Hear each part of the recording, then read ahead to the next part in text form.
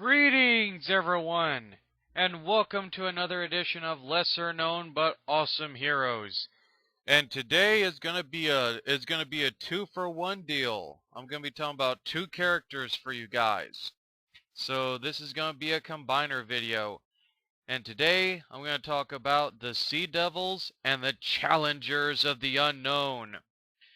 So first I'll kick it off with the Sea Devils. Now, the Sea Devils first appeared in Showcase issue number 27 in August of 1960. They were created by Robert Kanier and were drawn by Ross Heath, Heath. Um, and the members consisted of Biff Bailey, Dane Durrance, I'll just spell it out, Dorrance, June Walton, her younger brother Nicky Walton, or Nick, Miguel, Molo, and I'm just going to also spell this name out, Sikki.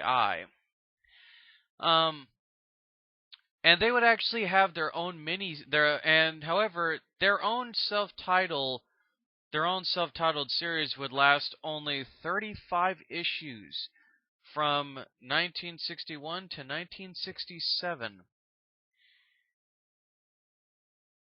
And Dane was actually the leader. Biff was his best friend. Judy was actually Dane's girlfriend, and then Nick was, of course, Judy's younger brother. During one issue crossover story, when they were with the Challengers of the Unknown, which that issue was 51, they fight the criminal group known as Scorpio. The team also has affiliated allies called the International Sea Devils, which Molo was from Africa. The one who I spelled out a while ago is actually from India, and Miguel is from South America. They also would sometimes team up with a magically cursed green-skinned amphibian man, which they called, manfish. And a group of diving students called the tadpoles. They would and for more than 10 years after the cancellation of their title, by the way, I am giving publication history in case you're a little confused. They would take part in a small part in the defeat of the alien invasion in Showcase issue 100 in May of 1978. Then Dane and Judy, now married, would help out Christopher Chance, the human target, in Detective Comics 486. The Sea Devils, usually Dane, would later appear as part of the Forgotten Heroes superhero team. They help in another alien invasion, this time by the Alpaxians. At least it's pronounced Alpaxians. I'll spell it out for you guys. Apellaxians. They assisted in trapping a group of Mercury aliens assisted by Aquaman and Cave Carson. This is set chronologically early in their career. Also, the Sea Devils would actually resurface in Aquaman Sword of Atlantis issue 42 as the de facto paramilitary guardians of Windward House. Jim Lockhart, the Red Torpedo, and Elsa... I'll just spell out her last name. Magnuson, widow of Mark Merlin, are the administrators of Windward. The Sea Devils briefly would appear in Grant Morrison's Final Crisis, where they were shown aiding an alternate universe version of Aquaman in his battle against Ocean Master. The Sea Devils would also make their most recent appearance in the finale of Cry for Justice, where they were shown assisting Wally West's Flash and Jay Garrick, the original Flash, in defusing a massive underwater bomb that had been planted by Prometheus. And I also want to point out to this as well that there are other versions as well. That in another version there were 9 tangent comics published by DC in 1997, including a Sea Devils title that had been written by Kurt Busiek. Busiek. In this universe, the Sea Devils are fish mutated into sentient humanoids by the radiation of an atomic exchange between the US and Cuba, which destroyed most of Florida and Georgia. The Sea Devil City, Shaligo, is built on the remains of Macon, Georgia, and is ruled by a charismatic red-skinned sea devil known as the Ocean Master. And that's actually it, guys. That is everything on the Sea Devils. There's not really much biographical information on these guys. They're actually, you want to talk about obscure, this actually right here, in a sense, should tell you just about everything. I mean, it's kind of ridiculous if you stop and think about it. Because I can kind of see, like, keep in mind, guys, these were characters created in the Silver Age of comic books. They're by no means, probably meant to last. And I think this was during the boom of, like, big science fiction stories or, like, suspense stories. The context... Sorry, I was reading something there. Reading a bit of a biography thing while these pictures are still rolling through. But I like the Sea Devils, and I would love to see a revamp of these guys. Not so much in the new 52, but it's cool when you create characters, and plus, if you think about it, these guys were basically the challengers of the unknown, but they also, I think if you actually wrote them correctly, they could be like not only the underwater version of the challengers of the unknown, which they were in the Silver Age, but look at it this way. These are people that could team with Aquaman. These could be like major allies of his that you could introduce in comics. They could be like major supporting characters, like, his emissaries to the surface world. Something like that. But I guess we will never know. But anyway, guys, the pictures are rolling up, and now we move on to the Challengers of the Unknown. One of my favorite DC superhero groups. Okay, now, the Challengers were created by the King of Comics. Yes, they are a Jack Kirby creation. However, here's an interesting little factoid that I found out in reading on them earlier today before doing this video now. Apparently there's been a little bit of controversy and hearsay, because apparently some are saying that Kirby solely created the Challengers. Others are saying that he may have co-created it with Dave Wood. Another one actually said that Dick and Dave Wood were often were credited with doing the first stories in this, in their miniseries. They also would write other Kirby illustrated materials, such as the Sky Masters of the Space Force comic strip, but others have claimed, however, as I stated, that Kirby had created the Challengers himself, or that he did them together with his former partner and co-creator of Captain America, Joe Simon. But needless to say, they just label it as Jack Kirby and others. And interestingly enough, as I found out, the blueprint of the Challengers was also the blueprint that created the Fantastic Four. Apparently, this, and I think the first appearance, for those who are hardcore comic nuts and like keeping dates and stuff, their first appearance was in Showcase issue number 6 in February of 1957. So this was a couple of years before the FF were created.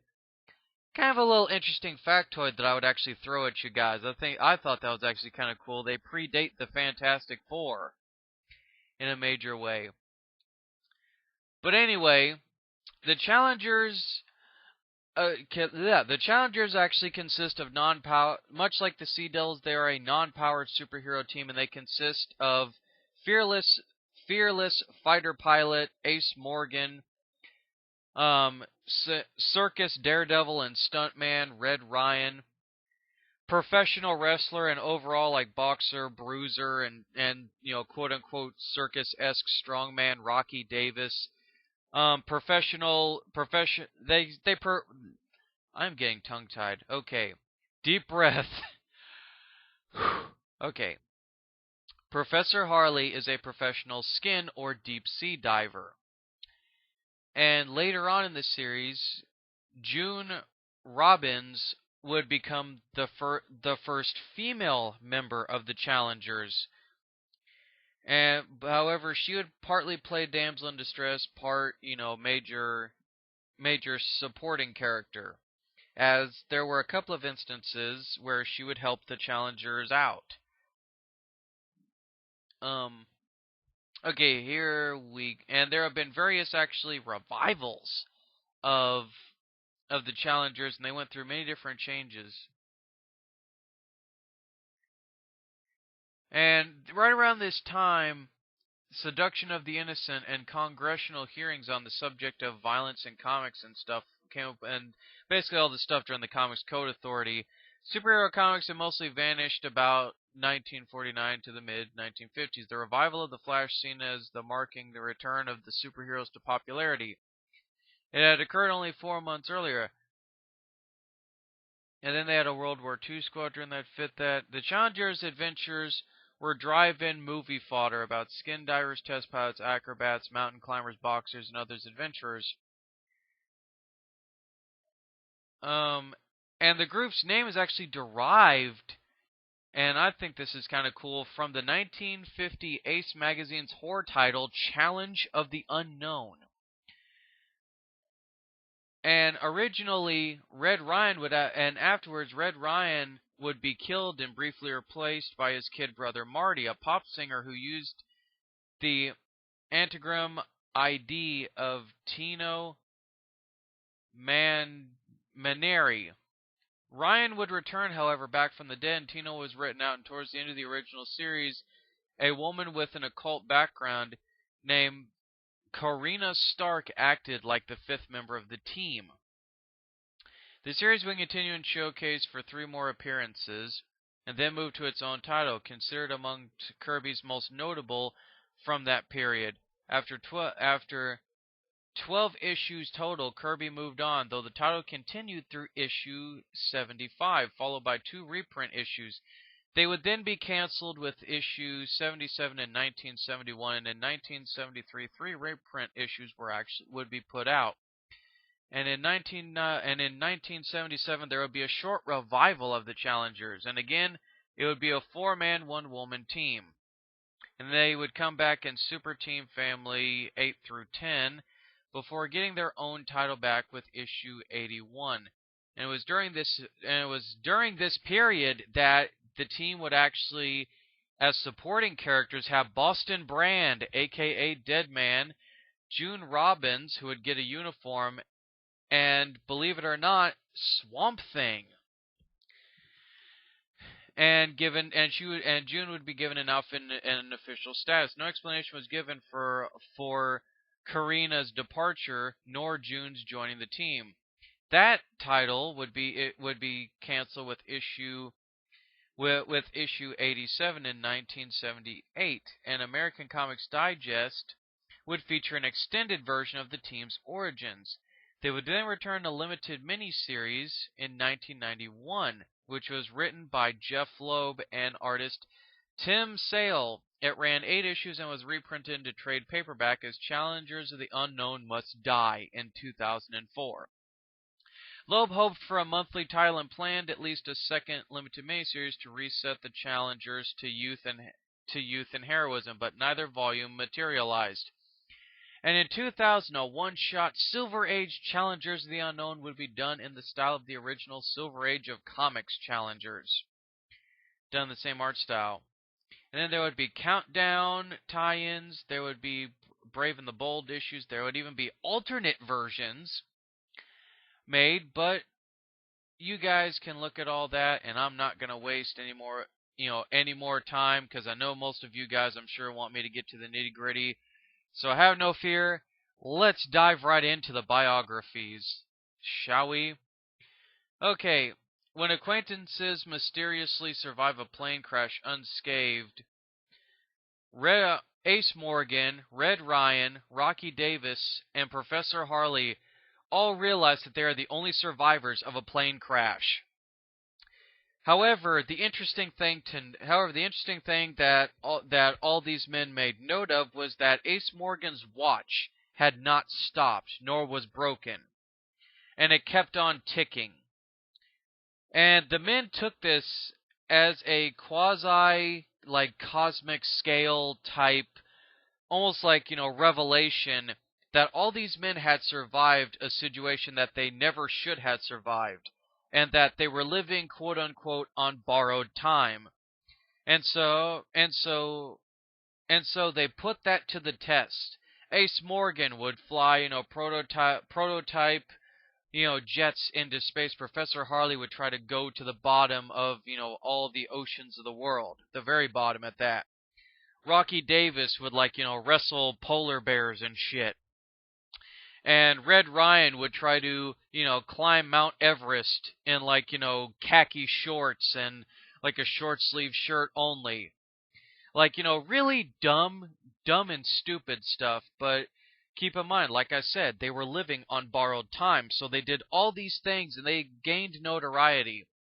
And so eventually, all of the men, realizing that their time had still not been spent, they decided that they would actually rent themselves out, that they would become, in a sense, a soldier of fortune type superhero team, that they would actually challenge the things that humanity would deem too strange and impossible. And thus, that is how the challengers of the unknown became born. And the challengers of the unknown, they would face many threats, guys. They would face mad scientists, alien invasions, the undead, supernatural type deals. They would be captured by aliens, evil magicians, corporate businessmen, mad scientists, evil robots. Oh my god, I'm repeating myself.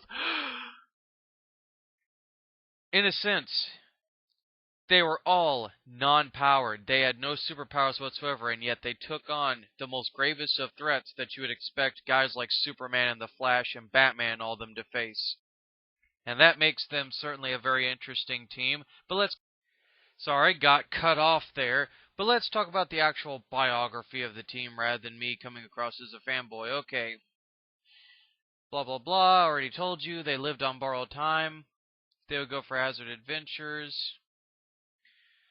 Okay, soon famous, the challengers would accept many unknown challenges from the Pentagon, mad scientists, people with a problem. Over time, the Chals established the hollowed out Challengers Mountain as a headquarters. Yes, they lived in a hollowed out volcano. That's not stereotypical, but awesome. Later, they adopted an hourglass logo on their outfits to symbolize that time was running out. They would encounter genies, common and sophisticated thieves, aliens, robots, good, bad, who gives a shit, it's all awesome. Their adventures would soon veer towards heroics, and they would take in everything from occult menaces to Bermuda Triangle mysteries. And the challengers would travel through space, time, and other dimensions. They would encounter and team up with the likes of Swamp Thing, Deadman, the Doom Patrol, Johnny Double, the Sea Devils, and in a couple of Brave and the Bold issues or so, especially in the 90s, they would team with Superman, Batman, the Flash. And then they would all fight the superhero criminal group Scorpio. June Robbins, a computer genius and archaeologist, would join the challengers for many adventures as an honorary or girl challenger. When Red was killed, a teen rock star / engineering genius immediately wages a vendetta against the three-man team. Tino Manoray turns out to be Martin Ryan, his kid brother, who blames the team for his death. Red would eventually return, though blown up. He had been doused with shape-changing liquid light and rendered amnesic, but still nearly conquered the specific. But nearly had conquered the specific or Pacific. Man, this person once again typos and shit. As a tiki god, as the challenger, as the challengers would take on more occult-based cases or so, Ryan's kid brother would be blinded, and Red would donate an eye to his brother and don an eye patch. Eventually, he would receive an eye transplant. Professor Harley would be possessed by an evil spirit and is shot by a villain. While he recovers, Karina Stark, a mysterious blonde with mystical knowledge, invites herself into the team. The challengers fight occult alien monsters in backwood villages and dark dreams. Rocky and Red fight for her affections. They would then later be semi-retired, and their mountain would become a theme park, and their adventures discarded as cooked-up articles in a tabloid, The Tattletale. The nearby town has renamed itself Challengerville, managing to thrive on the team's name. A cosmic entity which prides itself as the personification of all evil influences the entity Multi-Man to blow up the mountain. The town is destroyed, hundreds die. Seemingly, this included June and Professor Harley. The surviving challengers are placed on trial, but eventually freed with the testimony of Superman. They are, however, ordered to disband. A tabloid reporter becomes involved with the group after several unexplained incidents, and he begins to piece together many seemingly unrelated massacres. Red becomes a violent vigilante mercenary. Ace becomes an addled mystic, losing newfound friends due to inattention and incompetence. Rocky becomes lost in a life of luxury and ends up in an insane asylum as a result. And when the three unite with the tabloid reporter's aid, they find a strange portal near what was once Challengerville. They discover Professor Harley and June, who is pregnant, alive in a strange phantom zone-like dimension. The dark demon confronts them, and the final battle comes down to the tabloid reporter and a neutron bomb. The decision to attack is literally taken out of his hands by Multi-Man, who sacrifices himself to destroy the dark demon that had tricked him. The new challengers of the unknown included ghostly Professor Harley and June, were poised to take on menaces from the dark corners of the world. Later, 4 new challengers pursue X-Files-like horrors. They are Clay Brody, who was a NASCAR driver, Brenda Ruskin, a physicist, Ken Kawa, a radical games designer, and Marlon Corbett, a commercial pilot, who had also miraculously survived a plane crash, a la the way that the original challengers did. They would stop sacrificial wackos, drug-juiced zombies, vengeful ghosts, Amazon cults, Lovecraftian monsters, mass suicides, humming buildings, and other oddities. They were advised by Rocky Davis, who was now older, grayer, and was very much alone. It was eventually revealed the original challengers were dematerialized by a mad scientist's ray gun. The same ray caused both planes to crash as well as the others. Soon the original challengers reappeared and helped the younger challengers defeat the madman, then walked back into oblivion, minus a wounded Rocky to shut down a runaway Tesla field. The younger challengers vowed to fight on in their honor.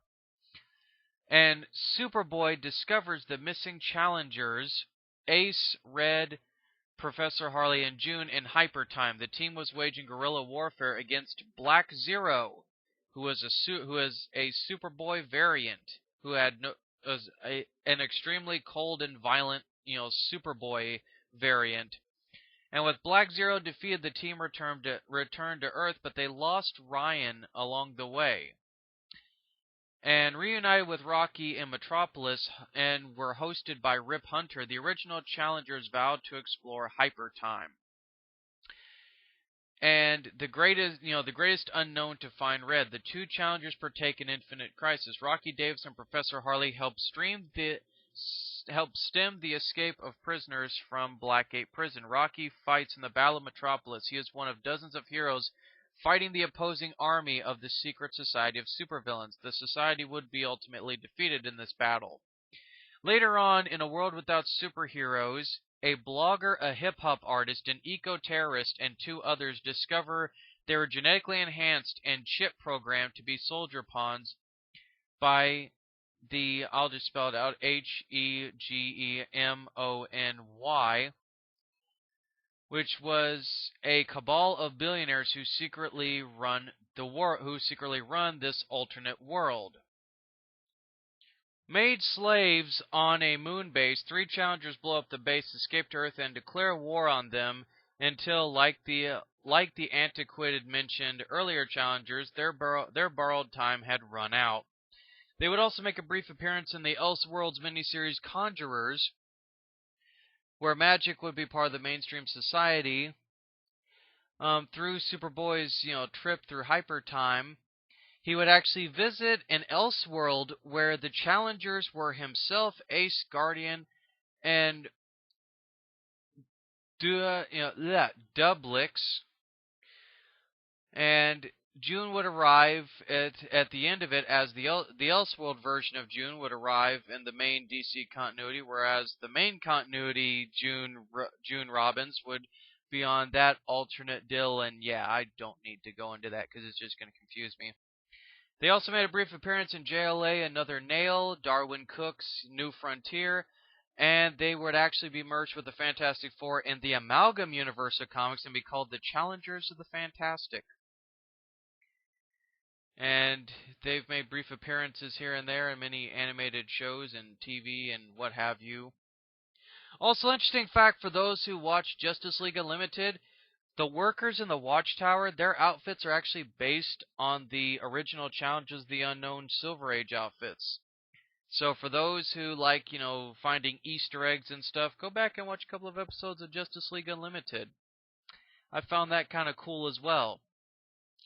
But anyway, guys, we're rolling towards the end here.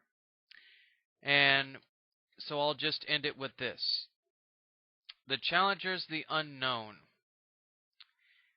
And the Sea Devils. I mean, you've heard me talk about the Sea Devils. There wasn't really much there, sadly. But the Challengers, I like the Challengers. And I think that non-powered superhero teams are always cool, especially when they face, really big threats like the Challengers of the Unknown have.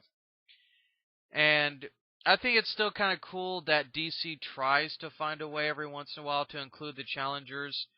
And I think they're a team that really is unique, especially for the threats that they face. It adds a lot of variety, not even just from the Silver Age, but just, you need stories and characters like the Challengers or the Sea Devils to break up the monotony. But I'm not gonna yammer on, guys. I know I know that you've had to sit through this video and listen to me, geek out a couple of times and this and that and what have you. So I'm gonna leave the video off, guys.